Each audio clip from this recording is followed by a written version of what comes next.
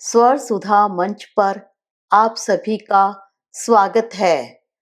आज सुनिए हिंदी साहित्य जगत की प्रसिद्ध लेखिका नीरजा हेमेंद्र की कहानी धूप भरे दिन। मार्च माह के प्रारंभ के दिन हैं। सर्दियां समाप्त हो चुकी हैं। वसंत ने अपने आने की दस्तक दे दी है। धूप भरे धुले खेतों में पीले सरसों के पुष्प लहलहाने लगे हैं। सेमल के वृक्ष रक्ताभ पुष्पों से भर उठे हैं। उन्हें देखकर ऐसा प्रतीत होता है मानो वसंत की मादकता से हुलस कर भूमि पर बिखर बिखर कर धरती का अभिनंदन कर रहे हों। वहीं लाल पीले पुष्पों के साथ लहरा रहे अमलतास के फूल भी वसंत की अगवानी करने में किसी से पीछे नहीं हैं। प्रातः की शीतल वायु मनुष्य ही नहीं, पशु पक्षियों, वृक्षों, पुष्प पल्लवों में भी सिहरन भर रही है। कोयल की कूक आम्र कुंजों में मंजरियों के आने की संदेशा सुनाती प्रतीत हो रही हैं। वसंत के आगमन के साथ ऋतुओं के परिवर्तन का प्रभाव पूरी सृष्टि पर दिखाई दे रहा है, किंतु इसी सृष्टि पर एक वर्ग ऐसा भी है जो वसंत के सौंदर्य से अनभिज्ञ कहीं और सोचता और चिंतन मनन करता है। वो वर्ग है विद्यार्थी वर्ग। यह समय विद्यालयों में परीक्षाओं का होता है और विद्यार्थी वर्ग आसपास हो रहे इस परिवर्तन से अनभिज्ञ परीक्षाओं की तैयारियों में व्यस्त रहता है। परीक्षा तो सौम्या की भी है। सौम्या इस वर्ष इंटरमीडिएट फाइनल ईयर में है। 10वीं की परीक्षा में सौम्या अच्छे नंबरों से पास हुई थी। उसकी इस सफलता से घर में सब प्रसन्न थे। इस वर्ष भी वो सफल हो, अच्छे नंबरों से पास हो, इसके लिए घर में सभी उसे प्रोत्साहित और उसका सहयोग कर रहे थे। सौम्या का कॉलेज घर से अधिक दूर न था। घर से वह पैदल ही कॉलेज आया जाया करती थी। अब वह साइकिल से कॉलेज जाना चाहती थी। यूं भी अपने भाई की साइकिल वह चलाया करती थी। सौम्या की सफलता से सभी प्रसन्न थे। पापा ने खुश होकर उसे साइकिल दिला दी थी। साइकिल पाकर सौम्या खुश थी। आज 2 वर्ष होने वाले हैं। सौम्या साइकिल से कॉलेज आ जा रही है। साइकिल से आने जाने का एक लाभ यह होता है कि उसका आने जाने का समय बचता है। यह वर्ष इंटरमीडिएट फाइनल ईयर का वर्ष है, अतः वह पढ़ने पर पर्याप्त समय दे रही थी। आजकल सौम्या अपनी माँ से मोबाइल फोन दिलाने की बात करने लगी है। उसके साथ पढ़ने वाली कई लड़कियों के पास अपने फोन हैं। वे अपने फोन से सौम्या से बातें करती हैं। सौम्या ने अपने साथ पढ़ने वाली कुछ खास सहेलियों को पापा का नंबर दे रखा है। उन्हें जब सौम्या से बात करनी होती है तो वे शाम को फोन करती हैं, जब सौम्या के पापा घर में रहें। सौम्या चाहती है कि उसे भी उसका अपना फोन मिल जाए तो ठीक रहे। सहेलियों से बातें करने के लिए उसके पापा के घर में होने की प्रतीक्षा तो नहीं करनी पड़ेगी। सौम्या की माँ कई बार सौम्या के पापा से कह भी चुकी है कि सौम्या अपने लिए फोन मांग रही है। माँ के बार बार कहने पर पापा ने सौम्या को फोन दिला दिया था। अपना मोबाइल फोन पाकर सौम्या बहुत प्रसन्न थी, जैसा कि इस उम्र में बच्चे करते हैं। कभी सहेलियों से बातें कर लेती तो कभी बुआ व मौसेरी बहनों से। आजकल सौम्या की भी परीक्षाएं चल रही हैं। वह अपना पूरा समय पढ़ने में लगा रही थी। घर के कार्यों में पहले जो थोड़ी बहुत मदद माँ की वो करती थी, अब परीक्षाएं होने के कारण नहीं कर पाती। पढ़ने के समय किसी से फोन पर बातें करती तो माँ उसे यह कहते हुए टोक देती, बेटा पढ़ ले, यही समय है पढ़ने का। फोन पर बातें परीक्षा के बाद कर लेना। जी मम्मी कहकर सौम्या पढ़ने लगती। माँ द्वारा सौम्या को टोकने की स्थिति बहुधा आ जाती। सौम्या पढ़ने बैठती तो अक्सर ही फोन पर बातें करने लगती। सौम्या की इस बात से पापा भी अनभिज्ञ नहीं थे। आजकल के बच्चों में न जाने कैसे फोन पर बातें करने की लत लग जाती है। आधुनिक समय का यही चलन हो गया है। बच्चे युवा जिसे देखो वही इस लत का शिकार है। चिंतित होकर सौम्या के पापा माँ से कहते, क्या करें? सौम्या को फोन दिलाकर हम लोगों ने कोई गलती कर दी क्या? समझ में नहीं आ रहा है। मना करने के पश्चात भी अक्सर फोन पर बातें करती रहती है। आजकल के सभी बच्चों का यही हाल है। अपनी लड़की को कहाँ तक रोकें?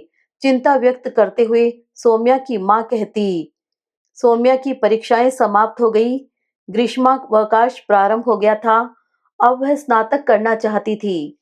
इसके लिए उसने कुछ कॉलेजों में एंट्रेंस टेस्ट दे दिया था। अब नामांकन के लिए कट ऑफ लिस्ट की प्रतीक्षा थी।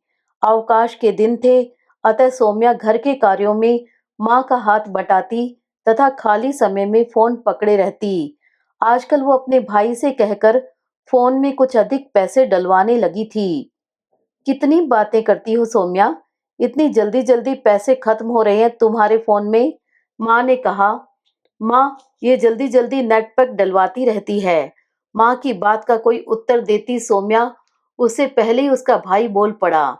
माँ, इतने इतने पैसे के नेट पैक डलवाकर फेसबुक और व्हाट्सएप चलाती है। भाई ने सौम्या की कुछ और बातें माँ को बताते हुए अपनी बात पूरी की। भाई की बात सुनकर सौम्या चुपचाप खड़ी मुस्कुरा रही थी। उसके चेहरे पर भाई के प्रति नाराजगी के भी भाव थे कि उसने माँ से नेटपैक वाली बात क्यों बताई। बच्चों की बचकानी बातों को सुनकर माँ चुप हो गई। एडमिशन का कट ऑफ जारी हो चुका था। सौम्या का चयन उसी कॉलेज में हो गया जिससे वह स्नातक करना चाहती थी। सौम्या खुश थी। उसकी खुशी में सबकी खुशी थी। जुलाई माह से सौम्या नियमित कॉलेज जाने लगी थी। दिन भर कॉलेज के पश्चात शाम को घर आती। कॉलेज से आने के बाद थकी हारी अपने कमरे में आराम करती। इच्छा होने पर कभी कभार घर के कार्यों में माँ का हाथ बटाती, अन्यथा पढ़ने बैठ जाती। सौम्या को पढ़ते देख माँ सोचती कि मैं दो चार काम अधिक कर लूंगी, किंतु बेटी को पढ़ने से नहीं उठाऊंगी। यह वही समय है जब बच्चे अपने भविष्य के लिए सोच रहे हैं। इस समय ही माता-पिता को अपने बच्चों को पूरा सहयोग करना चाहिए। 6 माह हो गए थे सौम्या को कॉलेज जाते हुए। अब उसकी प्रथम सेमेस्टर की परीक्षाएं होने वाली थी। कॉलेज में प्रिपरेशन की छुट्टियां चल रही थी। सौम्या अधिकांश समय अपने कमरे में रहती। माँ कभी किसी काम से उसके कमरे में जाती तो सौम्या फोन देखती या फोन पर किसी से बातें करते मिलती। अधिकांश समय उसके हाथों में फोन रहता। सुबह उठते ही फोन देखकर उसे चार्जिंग पर लगाना उसका पहला काम होता। और तो और थोड़ी-थोड़ी देर में फोन देखना उसका स्वभाव बन गया था। तुमने मुझे चीट किया है। तुम झूठे हो। मैं ही बेवकूफ थी जो तुम्हें समझ नहीं पाई। एक रात सौम्या के कमरे से किसी से बातें करने की आवाज आ रही थी। वो फोन पर किसी से बातें कर रही थी, पर किससे? माँ समझ नहीं पाई। कौन है ऐसा जिससे सौम्या इस प्रकार बातें कर सकती है? माँ का हृदय बच्चों के प्रति संवेदनशील होता है। उनकी सुरक्षा को लेकर भांति-भांति के विचार मन में आते रहते हैं। सौम्या नासमझ लड़की ठहरी। थोड़ी बड़ी अवश्य हो गई है, किंतु उसका बचपना अभी तक गया नहीं है। पहले हम सबकी बात सुनती थी और मानती भी थी। अब न जाने क्या हो गया है। कुछ कहो तो मन हुआ तो सुना, नहीं तो अनसुना कर अपने कक्ष में चली जाती है। कोई काम कहो तो मूड नहीं है कहकर टाल देती है। न जाने क्या होता जा रहा है इस लड़की को। घर में रहकर भी जैसे नहीं रहती। पुराने लोग कह गए हैं कि बढ़ती उम्र के बच्चों को अधिक डांटना नहीं चाहिए। ये उम्र नासमझी की उम्र होती है। यही सोचकर माँ चुप हो जाती है। इन्हीं परिस्थितियों में दिन व्यतीत होते जा रहे थे। सौम्या की कक्षाएं प्रारंभ हो गई थी। सौम्या दिन भर सुस्त रहती। उसका निस्तेज व थका चेहरा देखकर माँ सोचती कि ऐसा परीक्षा में होने वाले अधिक परिश्रम के कारण हो रहा है, जो कि सामान्य बात है। आजकल की पढ़ाई भी पहले की भांति आसान थोड़ी ही है। बहुत पढ़ना पड़ता है। प्रतिस्पर्धा बहुत बढ़ गई है। ऐसा सोचकर माँ स्वयं को समझा लेती। परीक्षाएं समाप्त होने के पश्चात भी सौम्या का देर तक जगना, कमरे की बत्ती जलाई रखना माँ को समझ नहीं आ रहा था। क्या हुआ बेटा, तुम्हारी तबीयत तो ठीक है? सौम्या का सुस्त व निस्तेज चेहरा देखकर एक दिन माँ ने पूछ ही लिया। कुछ नहीं माँ, बस परीक्षा की थकान है, सौम्या ने कहा। परीक्षा की थकान? सौम्या के उत्तर से माँ संतुष्ट नहीं थी।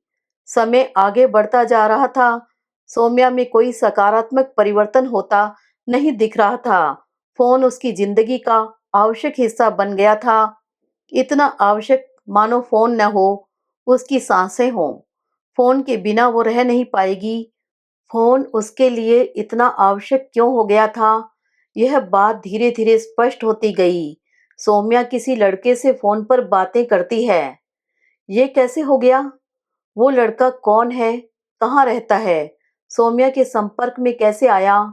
माँ हतप्रभ थी। लड़की हाथ से कैसे निकल गई? इसे हाथ से निकलना ही तो कहा जाएगा। जिस उम्र में बच्चों को अपनी शिक्षा, अपने करियर, अपने भविष्य के बारे में सोचना चाहिए, उस उम्र में वे बेवजह के चक्करों में पड़ जाते हैं। दूसरे बच्चों के बारे में सुनती थी, अखबारों में पढ़ती थी कि फलां लड़की ने किसी लड़के के प्रेम में पड़कर अवसादग्रस्त होकर उल्टे सीधे कदम उठा लिए। माँ आज किसी अनजानी आशंका से घबराई हुई है। सौम्या का उस लड़के से इस हद तक जुड़ाव हो चुका है कि वह दिन रात उसके साथ फोन पर लगी रहती है। पढ़ाई लिखाई की तरफ उसका ध्यान है कि नहीं, अब ये भी समझ नहीं आ रहा है। माँ की आशंका और चिंता बढ़ती जा रही है। यदि सौम्या इस मार्ग पर आगे बढ़ गई है, तो वो कैसे उसे पुराने दिनों में वापस ला पाएंगी? आजकल के परिवेश में बच्चों के साथ आ रही ऐसी समस्याओं से माँ परिचित है। ये भी जानती है कि ये समस्याएं अधिकांशतः सोशल मीडिया, कंप्यूटर आदि की देन है।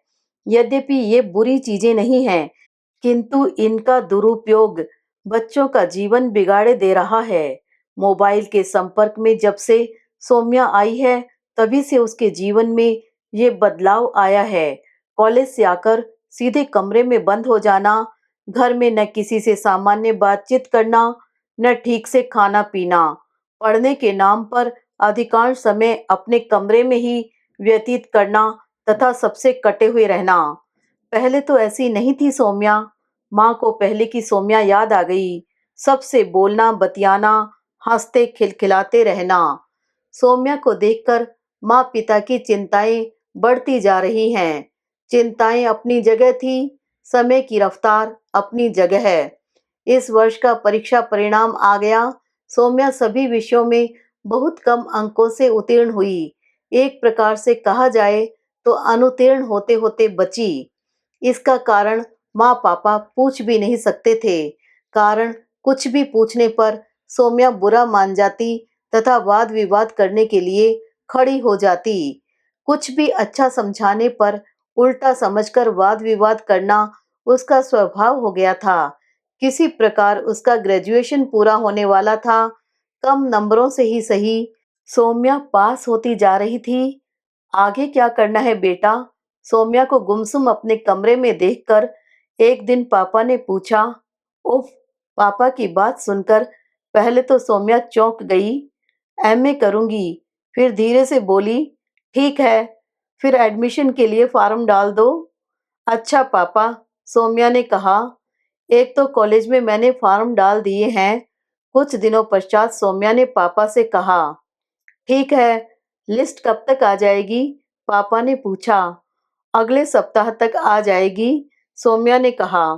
8-10 दिनों के पश्चात कॉलेज के कट ऑफ जारी हुई। किसी भी कॉलेज में सौम्या का चयन नहीं हुआ, क्योंकि सौम्या के नंबर कम थे। वह मेरिट क्वालिफाई नहीं कर पाई।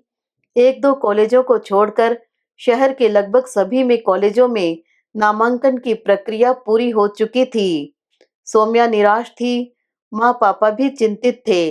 लग रहा था कि सौम्या का यह वर्ष व्यर्थ जाएगा, किंतु वे क्या कर सकते थे? विवश थे।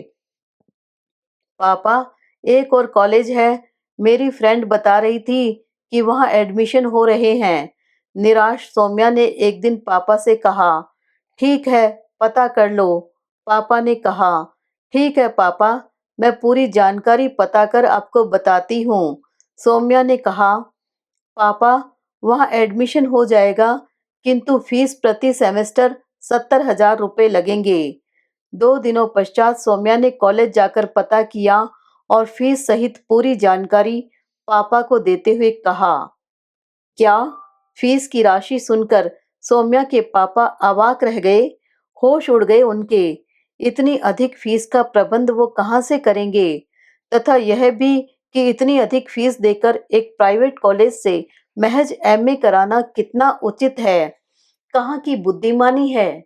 इतने पैसे के लिए बैंक से लोन लेने का भी एक विकल्प था, किंतु इसके लिए लोन लेना तथा कर्ज के दलदल में फंस जाना भी कहाँ तक उचित था? अंततः पापा ने लोन लेकर पढ़ाने में असमर्थता प्रकट कर दी थी। पापा चिंतित थे। पहले तो सौम्या पढ़ने में ठीक थी, अच्छे नंबरों से पास हो जाती थी। सौम्या के खराब नंबरों के पीछे आखिर क्या वजह हो सकती है? अंततः पापा को सौम्या के इतने कम नंबर से उत्तीर्ण होने के पीछे की वजह का पता चल ही गया। वो वजह थी उसके साथ कॉलेज में पढ़ने वाला एक लड़का अनिकेत। युवावस्था का अपरिपक्व आकर्षण सौम्या को अनिकेत के समीप ले आया। अनिकेत एक पैसे वाले घर का बिगड़ा लड़का था, पढ़ने में कमजोर, फैशनेबल कपड़े पहन दोस्तों के साथ घूमना फिरना तथा लड़कियों को अपने झूठे प्रेम जाल में फंसाकर उनके साथ समय व्यतीत करना उसका स्वभाव था। पढ़ने में होशियार, सीधी सादी आकर्षक सौम्या उसकी बातों में आ गई। फिर प्रारंभ हुआ कॉलेज में मिलना जुलना, देर तक बातें करना तथा इन सब के लिए बहुधा कक्षाएं बंक करना। इसको बढ़ावा देने में सबसे बड़ी भूमिका मोबाइल फोन की रही। फोन के कारण वो लड़का घर में भी सौम्या के संपर्क में रहता। सुबह शाम तो था ही, देर रात भी सौम्या जगती और उससे बातें करती रहती। बचकाना आकर्षण जिसको सौम्या प्रेम समझ बैठी थी और उस बचकाने प्रेम के चक्कर में पढ़ाई से ध्यान हटता गया। आज स्थिति ये है कि सौम्या किसी प्रकार पास तो हो गई, किंतु कम नंबरों के कारण किसी कॉलेज में आगे एडमिशन नहीं हो पा रहा था। सुनिए, मुझे सौम्या के भविष्य की चिंता हो रही है। माँ ने एक दिन सौम्या के पापा से कहा। चिंता तो मुझे भी है, किंतु हमें बच्चों के हित का ध्यान रखते हुए उनका सहयोग करना है, पापा ने कहा। हाँ, आपकी बात ठीक है, माँ ने कहा। माँ ने कह तो दिया, किंतु बेटी की चिंता में माँ को नींद नहीं आ रही थी। रात के 12 बज चुके थे। उन्हें वॉशरूम जाने की आवश्यकता महसूस हुई। वे वॉशरूम से लौट रही थी तो सौम्या के कमरे से उसके फोन पर किसी से बातें करने की आवाजें आ रही थी। तुमने मुझे धोखा दिया है। मुझसे कितने वादे किए थे, तब कैसी कैसी बातें करते थे। अब फोन करो तो फोन नहीं उठाते हो। माँ ने अनुमान लगाया कि सौम्या रुआंसी होकर फोन पर किसी लड़के से बातें कर रही थी। सौम्या की बातें सुनकर माँ की रही सही नींद भी उड़ गई। उन्होंने सौम्या के कमरे का उड़का हुआ दरवाजा खोला और सीधे उसके कमरे में दाखिल हो गई।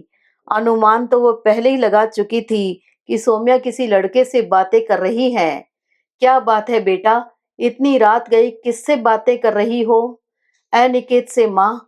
सहसा माँ को सामने देख सौम्या ने फोन बंद कर दिया तथा दृष्टि नीची किए हुए उत्तर दिया। कौन अनिकेत? माँ ने पूछा। मेरे साथ पढ़ता है, मेरा दोस्त था। इतना कहकर सौम्या किसी अपराधिनी की भांति खामोश हो गई। मैं उससे प्रेम करती थी। उसने कहा था कि वो भी मुझसे प्रेम करता है, किंतु अब मेरा फोन नहीं उठा रहा है। व्हाट्सएप पर मुझे ब्लॉक कर दिया है। फेसबुक पर भी अब नहीं है। माँ को प्रश्नवाचक दृष्टि से अपनी ओर देखते पाकर सौम्या ने आगे माँ से कहा, तो तुम फोन से ये सब कर रही थी? किसी ने तुम्हें बेवकूफ बना दिया? बेटा, स्कूल कॉलेज पढ़ने लिखने की जगह होती है, वहां तुमने ये सब क्या किया? इन चीजों के लिए सारी उम्र पड़ी है। यही समय करियर बनाने का, भविष्य बनाने का होता है। बेटा तुम स्वयं समझदार हो, अब मैं ज्यादा कुछ नहीं कह सकती। माँ की बातें सुनकर सौम्या रोने लगी। माँ, उस लड़के अनिकेत ने मुझे धोखा दिया है, उसने चीट किया है। सौम्या रोती जा रही थी। ठीक है बेटा, उसने तुम्हें धोखा दिया है, इससे तुम्हें पता चल ही गया कि वो अच्छा लड़का नहीं है, तो तुम उसे भूल जाओ और नए सिरे से आगे बढ़ो। माँ ने समझाते हुए कहा। सौम्या ने ये बात अब बताई थी, किंतु उसके पापा को तो कुछ दिनों पहले ही पता चल गया था।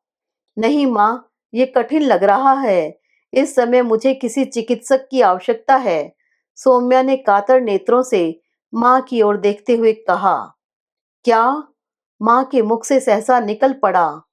वो उसकी मानसिक अवस्था की गंभीरता को समझ गई। अगले दिन माँ और पापा उसे चिकित्सक के पास लेकर गए। सौम्या से पूछताछ करने के उपरांत उसे कक्ष से बाहर भेजकर उसके माता-पिता को भीतर बुलाया। आपकी बेटी अपरिपक्व मानसिकता के कारण अवसाद में रहने लगी है। ये तो इसकी समझदारी है कि वो इस बात को समझ रही है और आप लोगों को लेकर यहाँ आई है। सही समय पर उसका उपचार हो जाएगा तो ये मानसिक रूप से स्वस्थ और मजबूत हो जाएगी। विलंब होने पर गहरे अवसाद की शिकार हो जाती। अभी भी इसे अवसाद की ही समस्या है, किंतु हल्के स्तर पर। ट्रीटमेंट से ठीक हो जाएगी, किंतु कुछ समय लगेगा। आप लोगों से यही कहना है कि पुरानी बातों का जिक्र उसके सामने न करें, न उसे दोषी ठहराएं, न ही करियर, पढ़ाई, न ऊंचा पद प्राप्त करने का दबाव उस पर बनाएं। उसका उपचार नियमित रूप से चलेगा, चिकित्सक ने कहा। सौम्या की दवा आदि लेकर उसके माता-पिता घर आ गए। समय व्यतीत होता जा रहा था। सौम्या का उपचार चल रहा था। लगभग 1 वर्ष व्यतीत हो गया। ऋत्विं अपने आप को दोहराने लगी थी। सौम्या को देखकर माँ-पापा चिंतित तो होते, किंतु उसके सामने अपनी चिंता प्रकट नहीं करते। सामान्य व प्रसन्न दिखने की कोशिश करते। अब कभी-कभी सौम्या प्रतियोगी परीक्षाओं की पुस्तकें पढ़ती दिखती, जिसमें उसे खुशी मिलती, वो कार्य स्वेच्छा से करती। कभी-कभी अपने काम से बाहर भी निकलने लगी थी। समय और भी आगे बढ़ा। 6-7 माह और व्यतीत हो गए। माँ, मैंने बैंक की प्रतियोगी परीक्षा उत्तीर्ण कर ली है। आज ही नेट पर परीक्षा का परिणाम आया है। एक दिन सौम्या बाहर से आई और माँ से कहा। बुझा-बुझा सा रहने वाला उसका चेहरा खुशी से दीप्त हो रहा था। बेटा, ये तो बड़ी अच्छी बात है। माँ ने सौम्या का उत्साहवर्धन करते हुए कहा। माँ प्रसन्न थी, इतनी की प्रसन्नता छुपाए न छुप रही थी। सौम्या रसोई में जाकर अपने लिए भोजन निकाल रही थी। माँ ड्राइंग रूम में सोफे पर जाकर बैठ गई। उन्हें पूर्व के वे दिन याद आने लगे और यह भी कि सौम्या ने कितने साहस के साथ उन दिनों का सामना किया था। उफ, वो दिन कितने कितने कितने कठिन धुंध भरे अस्पष्ट दिन थे। अभी आप सुन रहे थे प्रसिद्ध लेखिका नीरजा हेमेंद्र की कहानी धूप भरे दिन। आशा करती हूँ कहानी आपको पसंद आई होगी।